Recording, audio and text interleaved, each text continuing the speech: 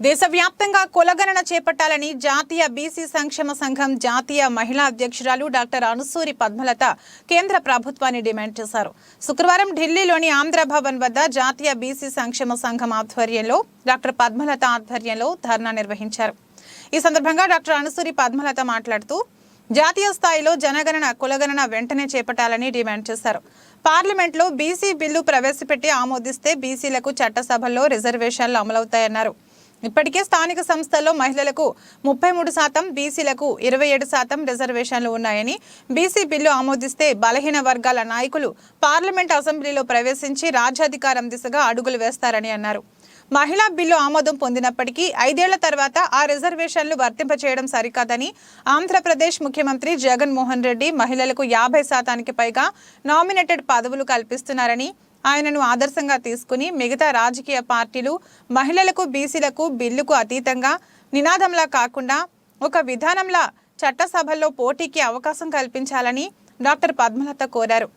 ధర్నా కార్యక్రమంలో జాతీయ బీసీ సంక్షేమ సంఘం అధ్యక్షుడు, రాజ్యసభ సభ్యుడు ఆర్ కృష్ణయ్య, మాజీ పార్లమెంట్ సభ్యుడు వి హనుమంతరావు, బీసీ సంక్షేమ సంఘం అధ్యక్షుడు డాక్టర్ స్మరేష్, రాష్ట్ర ఉపాధ్యక్షురాలు కొల్లేపల్లి సుభాషిణి, బీసీ యువసేన రాష్ట్ర కార్యనిర్వాహక అధ్యక్షుడు బూడిద శరత్ కుమార్, ఓబీసీ నాయకులు అంగిరేకుల వరప్రసాద్, నాగార్జున, తెలంగాణ బీసీ నాయకులు నీలం వెంకటేష్, మహేంద్ర, కర్రి వేణు మాధవ్, నందగోపాల్ తదితరులు పాల్గొన్నారు. 30 సంవత్సరాల పోరాటం తర్వాత మహిళా బిల్లు అంటే 10 సంవత్సరాలు అబ్సల్యూట్ మెజారిటీ అవుతున్న కేంద్రంలో పాలిస్తున్న బీజేపీ ప్రభుత్వం వారు దిగిపోయే ముందు పాస్ చేశారు హడావుడిగా.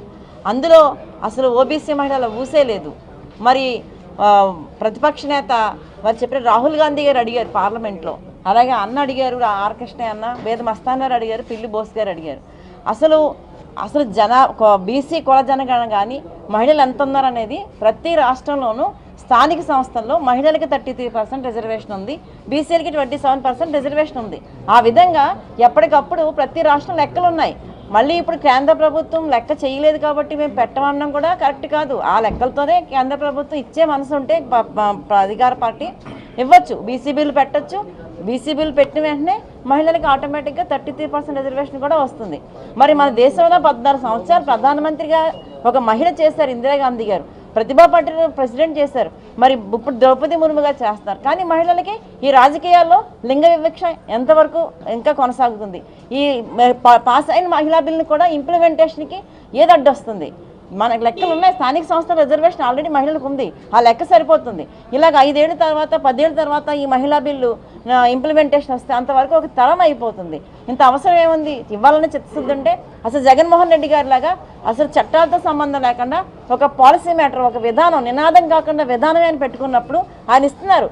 మా మహిళలకి చట్టం చేశారు, నామినేట్ పదవుల్లో 50% ఇవ్వాలని చెప్పి 50% దాటి ఇచ్చారు. అలాగే ఇప్పుడు రాబోయే పార్లమెంట్ అసెంబ్లీ ఎలక్షన్లో ప్రతి ప్రాంతీయ పార్టీ అలాగే నేషనల్ పార్టీ కూడా ఒక విధానంగా చట్టంతో సంబంధించిన విధానం తీసుకుని బీసీలకి మహిళలకి వారన్న దామాషా ప్రకారం సీట్లు ఇచ్చినప్పుడు సామాజిక న్యాయం చేకూరుతుందని చెప్పి నేను తెలియజేస్తున్నాను.